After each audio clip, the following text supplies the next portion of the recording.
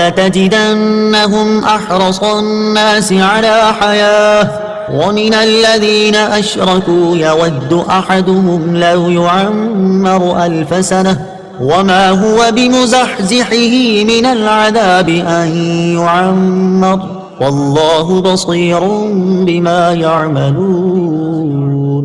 ترجمہ: اور بے شک تم ضرور انہیں پاؤ گے کہ سب لوگوں سے زیادہ جینے کی ہوس رکھتے ہیں، اور مشرکوں میں سے ایک گروہ تمنا کرتا ہے کہ کاش اسے 1000 سال کی زندگی دے دی جائے، حالانکہ اتنی عمر کا دیا جانا بھی اسے عذاب سے دور نہ کر سکے گا، اور اللہ ان کے تمام اعمال کو خوب دیکھ رہا ہے.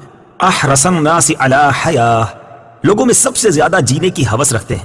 تفسیر صراط الجنان میں ہے مشرکین کا ایک گروہ مجوسی ہے، آپس میں سلام کے موقع پر کہتے ہیں زہ 1000 سال یعنی 1000 برس جیو.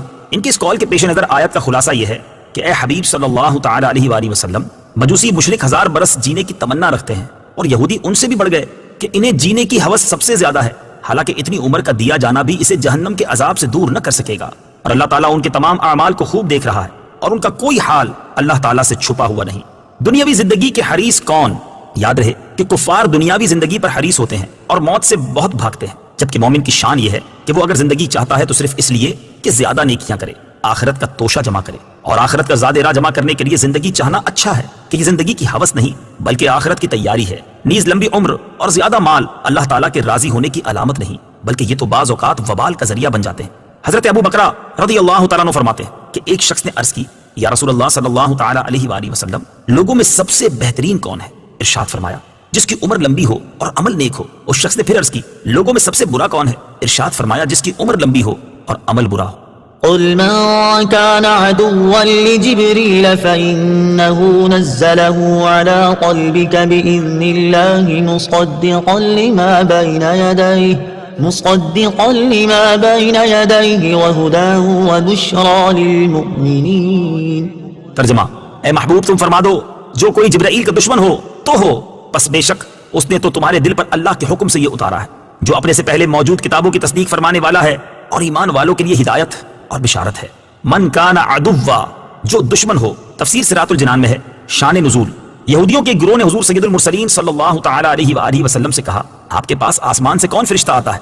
نبی اکرم علیہ الصلوۃ والسلام نے ارشاد فرمایا میرے پاس حضرت جبرائیل علیہ الصلوۃ والسلام آتے ہیں. ابن سوریہ یہودی پیشوا نے کہا وہ ہمارا دشمن ہے، عذاب، شدت اور زمین میں دھسانا وہی اتارتا ہے، اور پہلے بھی کئی مرتبہ ہم سے دشمنی کر چکا ہے. اگر آپ صلی اللہ تعالی علیہ وسلم کے پاس حضرت میکائیل آتے تو ہم آپ صلی اللہ تعالی علیہ وسلم پر ایمان لے آتے. یہودیوں کی یہ بات سراسر جہالت تھی، کیونکہ حضرت جبرائیل علیہ الصلوۃ والسلام تو جو چیز بھی لائے وہ اللہ تعالیٰ کے حکم سے تھی، تو حقیقت میں یہ اللہ تعالیٰ سے دشمنی تھی. بلکہ اگر یہودی انصاف کرتے تو حضرت جبرائیل امین علیہ الصلوۃ والسلام سے محبت کرتے اور ان کے شکر گزار ہوتے کہ وہ ایسی کتاب لائے جس سے ان کی کتابوں کی تصدیق ہوتی ہے.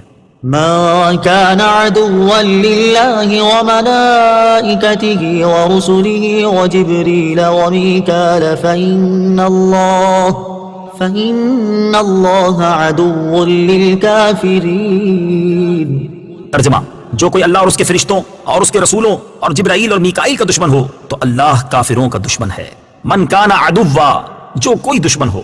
تفسیر صراط الجنان میں ہے اس سے معلوم ہوا کہ انبیاء کرام علیہ الصلوۃ والسلام اور فرشتوں سے دشمنی کفر اور غضب الہی کا سبب ہے، اور محبوبان حق سے دشمنی خدا عز و جل سے دشمنی کرنا ہے. حضرت جبرائیل امین علیہ الصلوۃ والسلام انبیاء کرام کے خادم ہیں، ان کا دشمن رب تعالیٰ کا دشمن ہے. یہ بھی معلوم ہوا کہ ایک فرشتے سے عداوت سارے فرشتوں سے عداوت ہے. یہی حال انبیاء کرام علیہ الصلوۃ والسلام اور اولیاء العظام رحمۃ اللہ تعالی علیہم سے عداوت رکھنے کا ہے. بخاری شریف کی حدیث ہے، حضرت ابو ہریرہ رضی اللہ تعالی عنہ سے روایت ہے، حضور اقدس صلی اللہ تعالی علیہ وآلہ وسلم فرماتے ہیں کہ اللہ تعالیٰ نے فرمایا جو میرے کسی ولی سے دشمنی کرے اسے میں نے لڑائی کا اعلان کر دیا. وَلَقَدْ أَنزَلْنَا